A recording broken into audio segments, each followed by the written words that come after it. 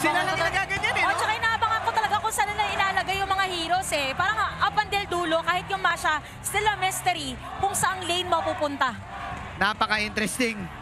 I'm so hyped for this. I am hype as well, Manjin. This is the first game of our Season 10 playoffs. And kung nakikrinig nyo yung crowd dito ngayon, nagsisigawan na sila. At the end of the series, there can only be one. Pero game number 1, kanino nga ba mapupunta? Speaking of... Yun na nga. Minotaur Sensui nga to. So nakita na natin yung potential ng ganitong lineup. So magiging malaking factor kung paano yung pagkontra ni Aqua and Light in terms of rotation. Dahil medyo unstoppable ang high sustain na lineup. Yeah, unstoppable talaga. Ang kunat nila dito, may Grak ka, meron kang Wagyu beef, may Paramis ka pa, tapos meron ka pang Masha. 4 na makunat sa side ng Onyx na binabanata na ngayon. Si Light. At Sobra naman yun. Light na paggamit ngayon ng perfect match para maka-out.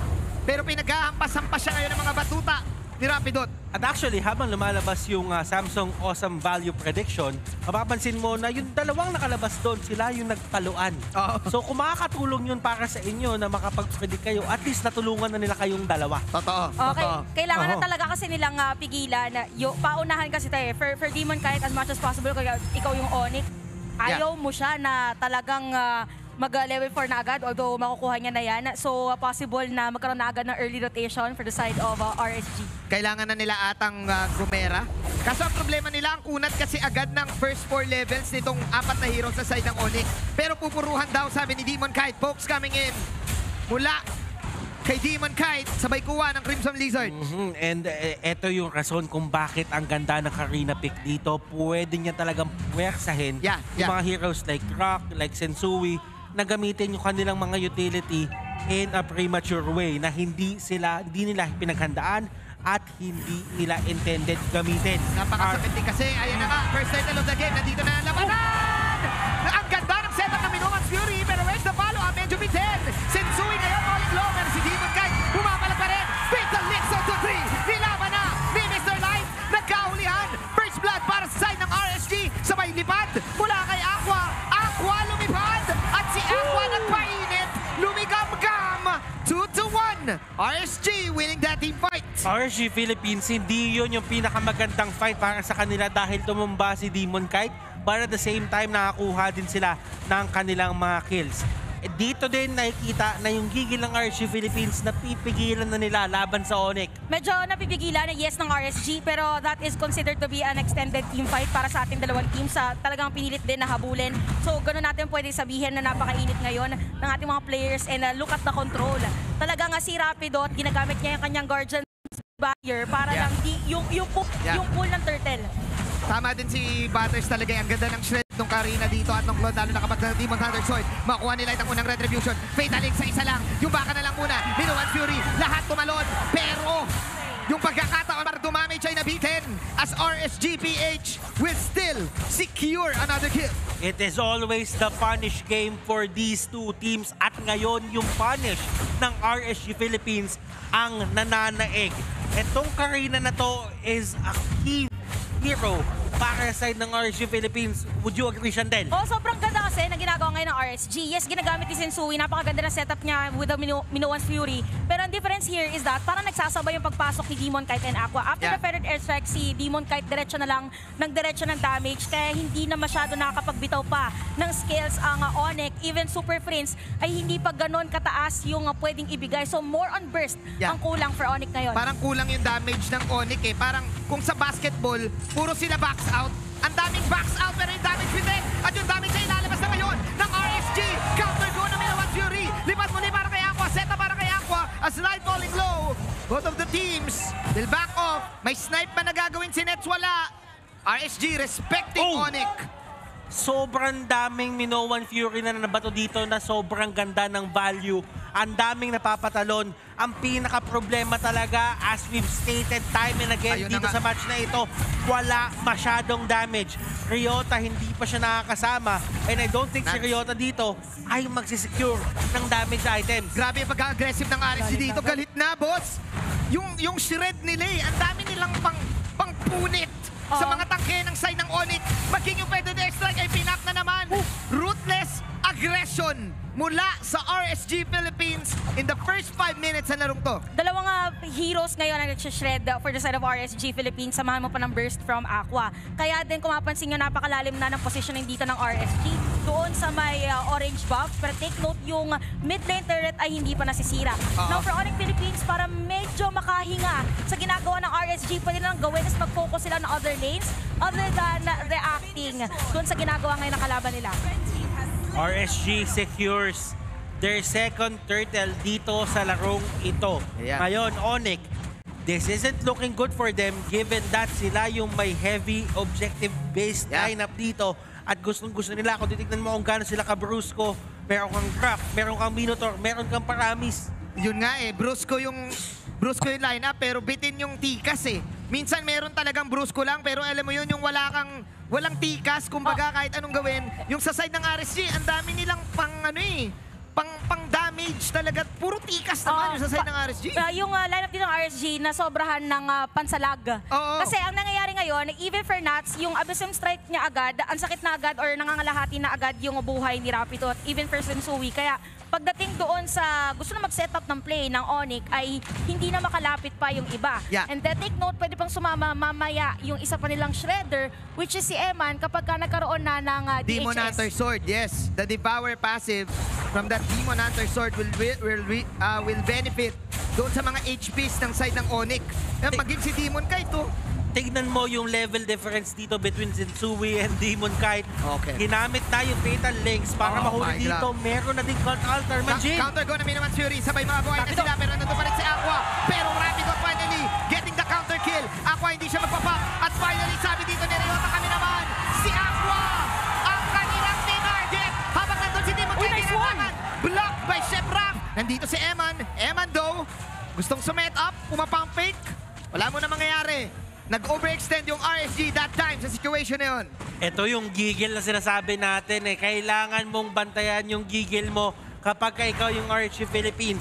Yes, nasa inyo yung kalamangan, ang lakas ng karina nyo, ang taas na meron siyang level difference, yung gap. Pero kasi isang magandang ultimate lang naman yung kailangan eh. Speaking of magandang ultimate, emphasis on that Cult Altar, samahan ng Minowan Fury. So yun yung pinaka-target ng Onyx para sila yung manalo pagdating sa teamfight. Yun naman ang kailangan pigilan ngayon ng side ng RSG Philippines. Yeah. Kasi ganun yung nangyayari kanina pa eh. Parang kapansin-pansin nga eh na inoorasan ng RSG. Kasi given sa larong to, kapag sumobrang kumunat yung apat na heroes ng Onyx, pag binuhos ng RSG lahat ng skills nila, parang hindi kakayanin eh. Parang mahirap pag may Cult Altar pa if ever. Ilan yung buhay ng Masha? 4. Times 2 mo ng Cult Altar, 5. Ay, 8. Galing ko mag-mat. Diba? Matlang, Jin. Matlang yan ha. Hoy, pero Jin, nakuha na nga ng Onyx Philippines yung turtle. Ang nagmat dito ay si Sensui. Sensui with the retribution. Sabay si Demon Kite popping Shadow Assault.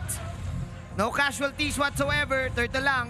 Habang nangyayari yun, even si Nats ay nakapag-clear pa namin yung wave sa may bottom lane. So parang ang naging adjustment naman na ginagawa ng RSG is nakakapag-set up na ng teamfights yung Onyx. Why not? Punta muna tayo sa other lanes para mapigilan somehow yung gusto nilang gawin na rotation. Focusing now doon sa may top lane. Ito na, 8 minutes or almost 10 minutes, pwede na natin makita ngayon yung mga marksman to be part of the teamfight. Baga kasi ngayon, Manjin, Chantel, ang ginagawa ng RSG, nilalakasan nila yung Onyx Philippines individually. Yeah, pero pagdating sa teamfight, makikita mo yung team play, Onyx Philippines, sila yung may hawak ng bolang yun. Lahat na ng kakunatan, nilabas na nila eh. Kaya sabi ng RSG, kailangan natin tong i-go ng i-go. Kailangan natin tong i-push ng i-push. Kailangan natin silang i-pressure ng i-pressure para hindi umabot sa ultra late game. Alam ng RSG yung timers nitong lineup ng Onyx. Na-research na nila yan. Na-gets na nila. Kaya ayun, pupok lang muna nila yung baka. Kita na natin ngayon. For RSG, nakita nila yung pwedeng damage for Onyx, kaya sinabi ni Manjin. Kaya yung aggression nila kanina, di ba umabot pa sila sa may orange buff, sa gitna ng mga tore. Pero nakaabang sila sa kung saan pwedeng sumilip. Take note na yung hitmap ng Onyx Philippines sa mga previous nilang games. Usually dito sa dalawang bushes, may possible na death from them. Kaya hindi na rin sila lumalabas most Yeah. of the time dahil napaka-importante ngayon na mid lane. And even for Ryota ay kinukuha naman na niya yung atensyon ni Nats para hindi na Yeah. si Nats yung mag-i-initiate. At ang galing din ng ginagawa ni Nat. Sobrang kinakaya niya kasi yung Masha eh. At kahit na nandun si Ryota na nag-split, binabantayan lang ni Nats. Alam na ng RSG, makita nyo lang yung Masha. Hindi pwedeng hindi natin nakikita yung Masha. As long nakita natin yung Masha, Okay tayo. okay tayo, goods tayo. Ngayon, nakikita naman natin, itong laban na to actually, yung mga side lane 1v1, tapos yung mid 3v3. Ganito eh. Kumbaga, ano lang eh, Yun na yun, sasama. 3v3 Oo. na to eh. Totoo yan. Tatandaan nyo, sa Pilipinas, yan yung Oo. mga sinaunang galawan. Oh, sakit. Ang alamat ng 3v3. Ang alamat ng 3v3 lang at muna. 1v1. Pero ang sakit ni Eman, pare ha. Ay, meron nag-con sila. Gumuguhit yung damage niya doon sa Minotaur ni Sensui. Si Nets din. Si Nets din. Pero that's an ult though. Oo. Wala kay Nets. So ngayon, nakapwesto na rin na even yung mga marksman natin. Aray. Oo, so mukhang nag-aabang na lang din si Sensui kung kailan siya pwedeng magdabog. Ay na, nakikita na nila. Nilabas na naman ang Pugita. Light. Both of the teams. Ito na si Light. Dalawa din naman. Na-fatal links. So may combo with the blazing to it. Si Super Prince kinanana. Si Nets sa flicker out. At ayun yung combo. Visit try kay Nats. Sabi ni Nats, Eman? sige, dito na lang tayo kay Sensui. At sabi ni Ryota, kukuha ng final blow. It's Ryota and Super Prince. Sabi ni Nets, snipe tayo sa gilid. Masyado pa rin makunat ang Onyx to the point na tatlo pa lang nabuhay sa kanila. Pigil na pigil talaga yung paggamit dito ni Sensui na kanyang Minoan series. Sabi niya, kailangan ko ng perfect timing. Meron siyang heal. If ever man na halos konti na lang yung buhay niya. Even for Nets, yung targeting niya doon was so on point. And looking at the itemization, 7.9k parehas yung ating mga marksman. So ang pinaka magiging malaking factor dito is kung sinong mauuna mag-set. Yes, nauna ng set si Light, pero pang counter go kasi talaga usually yung Minoan Minoan Fury. Fury. Pumabalik tayo dun sa fact na parang Onyx Philippines nga ang kryptonite in terms of team fight ng Yeah. side ng RSG. At saka kasi, yung tinarget ni Kuya Light, yung dalawang Brusco. Yung Brusco Brothers. Yung tinamaan ng Fatal Links, yung Brusco Brothers, dalawang big boys yun eh. Kumbaga binuhat niya yung dalawang big boys, si Shaquille O'Neal tsaka si Big Show. Binuhat niya. Sobrang kunat. Kulang yung damage. Saka after nun, meron pang court altar. So parang nadoble yung kakunatan kasi after nun, meron pang panibagong buhay. Pero ito na Oo. naman. Ito na naman yung basta sa Lord. Naku, yung dalawang Brusco boys na naman niya tatamaan. Nakap sa rin. Sumali na rin yung Lord. Double triple na para Demon kay si Knight? Sui. At si Demon Knight. Wala Yung yung damage mentality. shot mo tabinin. Nabuhay si Nats. Pero masakit pa rin yung damage ni Nets sa likod. Wala nang mga skills ang side ng RSG. And the snipe mula kay Nets. From downtown, ladies and gentlemen, Nets with the snipe. What a snipe mula kay Nets. And once again, Light setting up Sensui and Rapido on that fight. Ngayon malalaman na natin na sobrang nagme-make sense kung bakit snipe ang ginagamit ngayon ni Nets kasi napakadami niya pang frontline. Yes. So tatargetin lang niya kung sino yung zinozone, kung sino yung magandang after ng hit na yon ay kill na agad. Yes! Pangalawang beses na nangyari yung type na gano'n ng laban. Na gano'n nakakunat. Yung scaling ng Oni, kailangan ng iwasan ng RSG yung gano'ng klaseng laban. Hindi nila kinakaya yung tibay o yung tigas na itong mga Brusco na to. Yung Masyadong tinawag mong matigas Brusco eh. Brothers. Oo eh. Isipin mo, meron kang baka, meron kang bato. Ano Ano? yan? Ihawan yan, pre. Ihawan yan, pre. Ihawan yan. Speaking of ihawan, Ano yun? dalawa ang kalan, dalawa ang Athena Shield. Dalawa yung Athena Shield ni Senzu. Ng Grabe baka. naman. Well, Sobra ka naman, kasi Sensui. siya yung kukuha ng damage dito against sa Demon Knight. Sila yung dalawang frontliner ngayon para sa kanilang mga teams. So lane management napakaganda. Ang pinaka pwedeng mangyari ngayon for Onyx is sila naman yung magpilit ng teamfight. RSG, hindi pwede yung ganong teamfight. Nawawalan kasi ng no choice si Light eh. Ang humaharap, yung pinakamalaking baka na nasa side ng Onyx. Yung baka na may kasamang Grak. Brusco eh. Kumbaga kung ikaw si Light, kailangan pakuluan mo yung baka. Kailangan pagka-setup mo ng baka, bids agad, kailangan chewable. Ready agad. Ready agad. Kailangan well done. Hindi pwede yung hindi Medium pwede rare. medyo dugo-dugo pa, yung gitna. Mga rare, nagalawan, medium rare. Sabi ni Light, kailangan ni Light makita yung future. Dalawang beses na nangyari na yung Brusco Boys yung na-set upan niya. Eh, kasi- Kailangan yung likod likod yung masetapan ni Kuya Light. Tatandaan mo, in terms of Juan, tatandaan mo, may mga baka doon, may mga pusit din naman. Di ba? At baka gusto rin ni Light, no? Oo, bakit gusto din ni Light talaga ng ganun. Pero at the same time, ang nangyayari kasi Manjin, Chantel, si Nets, kapag ka pumasok yung pusit, May binablast out eh. down niya. May out eh, oo nga Tsaka, eh. malayo, Ayan na nga. Finally, nakakuha ng initiation dito ang side ng Onyx. Pero Dali, counter dali. go para kay Light dito. Ang nahuli niya din si Nets. Pero yung follow-up ay nasa likod. Ultra likod. At doon lumamang ang Onyx. Snipe pang Chane. 10-6. Nakabalik ang Onyx PH sa laban na to. Eman, mapapabimay out. Grabe yung bouncer play na pinapakita ngayon ng Onyx. Talagang suporta at protection lang para kay Nets. Oh my goodness!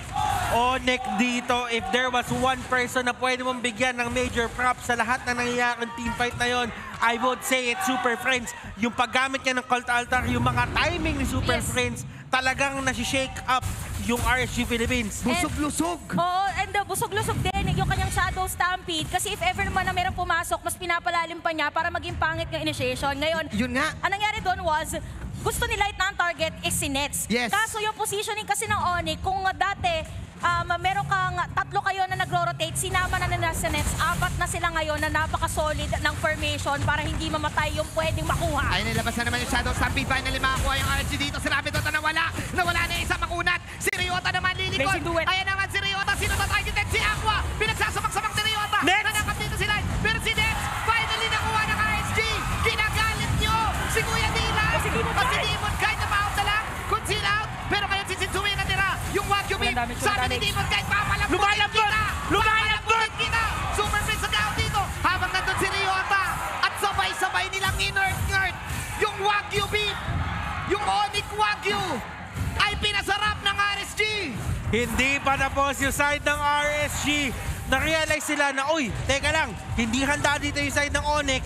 At habang nangyari yung lahat, it only takes one team fight para maklear ng side ng RSG Philippines yung mga torre sa labas. At sa teamfight na yun, kailangan lang nila ng magandang posisyon para kay Eman. Gustong targetan ni Ryota si Aqua, pero yung mga other players ng RSG ay nandoon na pang-counters. Yung same concept ng zone out na ginagawa ng Onyx ay nagawa din nila Yes. against RSG. Or kung ikaw yung RSG. Ngayon meron silang Lord, pwede ulit magkaroon ng panibagong pasok, pero yung ultimate si Light anytime ay it's G-time. Kaya kasi nila eh. May cloth sila na kayang mag-devour. May Abyssem Strike, critical sa real, magic percentage damage nagmumula dito kay Demon Knight. So kailangan lang nila ng proper targeting eh. Kung ikaw ang RSG, yun lang yung main plan mo eh. Proper right target at the right time, burst out and then balik. And speaking of, nung pagbalik, kahit nga si Demon Knight kanina halos wala na siyang buhay, pero after nun hindi muna siya umuwi. Oo. Kumuha muna siya ng mga jungle para magkaroon ng balik buhay, tas after nun may added damage na for them. Yes, makunat yun sa Onyx, pero pag namatay kasi si Nets and even the other players, wala nang maibibitaw dito si Super Prince and even Sensui dahil makunat na rin yung mga players ng RSG. Tatlo na naka-immortality para sa kanila and para naman sa Onyx, kailangan magkaroon ng connection with the target of Ryota na sure kill agad.